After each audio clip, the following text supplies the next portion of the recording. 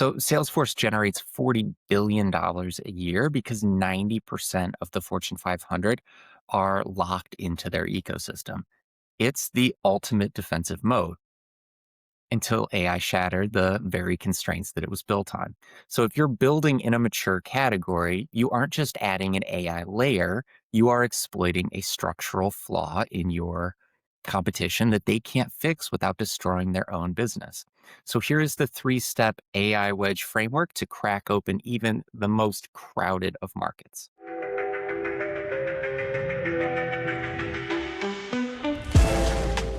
Step one is map the category. To find a way in, you have to look past the features and actually understand the incumbent's economics. So identify their primary revenue model, the constraints that that model depends on, and how AI will make those constraints irrelevant. A true wedge will start with their balance sheet, not your product roadmap.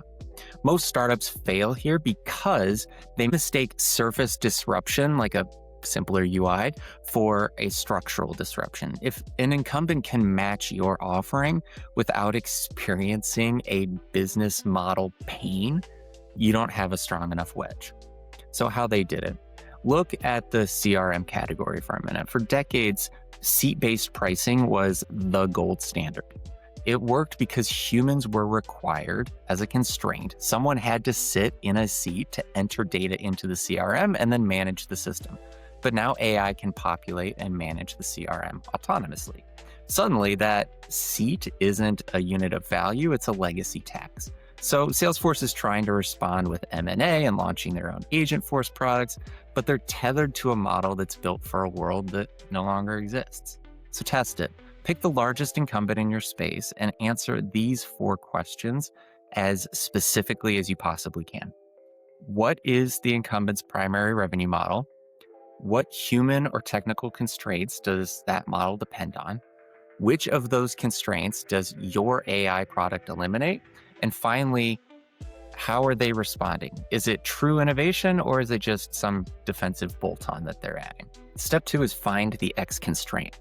An ex-constraint is a structural condition that was, once a fundamental requirement for the industry, but is now obsolete thanks to AI. This could be pricing, product architecture, or even, the organizational design. The goal is identifying the permanent rule of the category that AI has just turned into a choice. The wedge isn't just a new idea. It's a thesis on why the incumbent's entire way of doing business no longer makes sense for the market. So how they did it. In the legal tech world, there are giants like Westlaw and LexisNexis, and they built massive empires on the fact that a highly paid legal expert needs to run a manual search of a database and then interpret the results. Their pricing models often reflected this, search-based volume constraint. So a startup called Harvey AI came along, and they used AI to cut out every step between the query and the final deliverable for the attorney.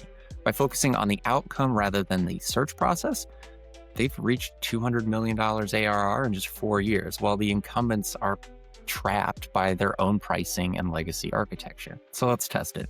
Define your thesis by filling in the blanks for these 3 sentences. First, the incumbent was built when this constraint was unavoidable. Second, AI eliminated that constraint by this specific mechanism. And then third, without that constraint, what about the incumbent's pricing, architecture, or org no longer makes sense?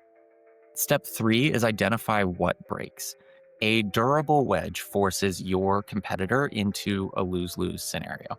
You want to force the incumbent to choose between having to defend their own market share or protect their existing profit margins. This usually results in their own cannibalization, where the incumbent has to destroy their own legacy revenue to compete with you.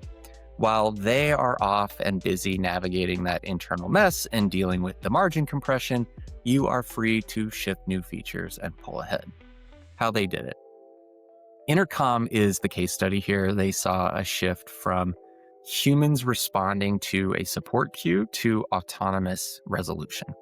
They actually self-disrupted by shifting to a per resolution pricing model, and a new product called Fin.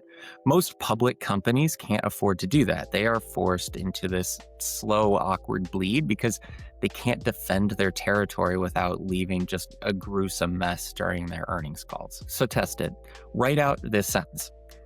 When my startup wins, the incumbent has to either this or that. Both of these must contain a real tangible business model pain. If they can't compete with you without hurting their bottom line, you haven't found a strong enough wedge. You've just found an interesting product feature. So cracking open a mature category is not about being the AI version of something that already exists. The category label, like CRM or customer support, it's going to stay the same, but the underlying rules have all changed. The wedge isn't the AI itself, it's the specific constraint that AI eliminates and the specific sacrifice that the incumbents have to make to stop you. So find that pressure point, and the category is yours for the taking. Subscribe to First to Market to get the full written out playbook. There is a link in the description.